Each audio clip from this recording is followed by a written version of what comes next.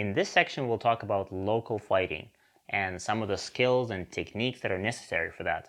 But before we get any more sophisticated, let's quickly review some of the basic techniques that we learned in the previous course. This first technique is called a ladder.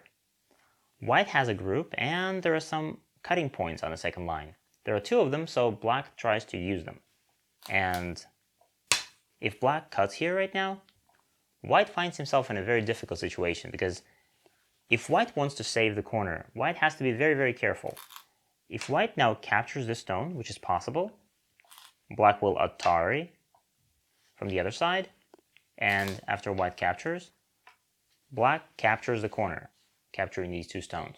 So after this cut, if white wants to save the corner, white has to connect. And now Atari. And it seems like this stone can escape easily, but it's captured in a ladder.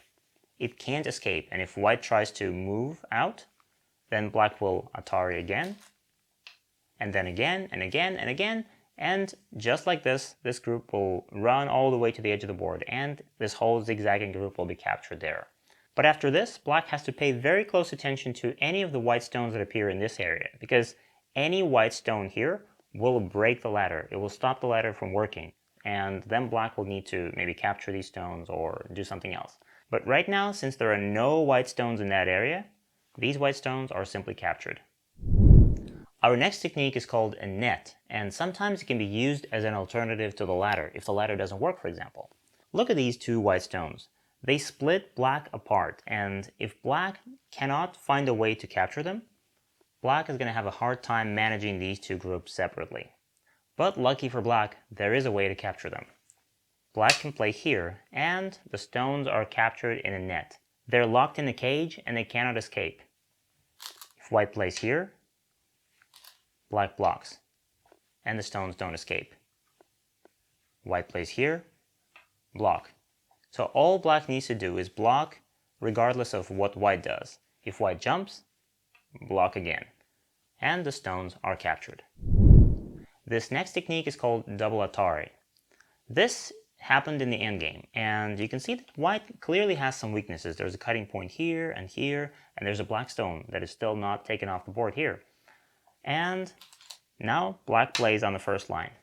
White has to be very careful here, but white wasn't, and white blocked very carelessly. And here comes the punishment. Atari here, white has to capture, and one more Atari, but this time it's the double Atari. Atari on these two stones and on these two at the same time. White will have to give something up, and some of white stones will be captured. If white wanted to avoid this, white had to be more careful, and when black played here, white had to make a solid connection instead. This next technique is called a snapback. White has a group, and it seems like white is comfortably alive.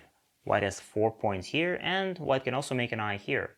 And of course, if black takes this eye away, white will add another stone, and white has 2 eyes. But black has a different plan here. Black can make a beautiful placement in the middle. And this move has a very beautiful threat hidden right within it.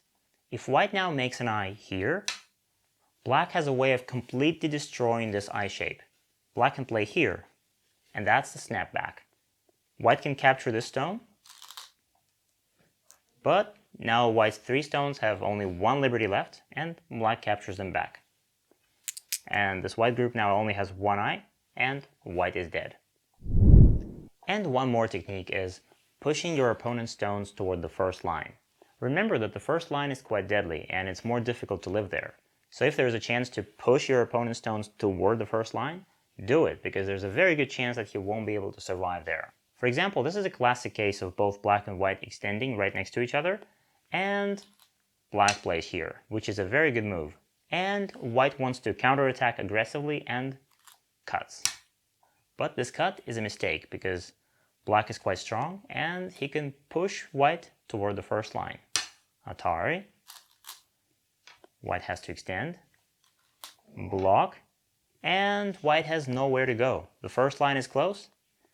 What can white do? Move here. Block. And yes, white has this Atari, but it doesn't really do anything. This Atari, black will simply extend, or like this, black will connect. And whatever white does, he can't run anywhere.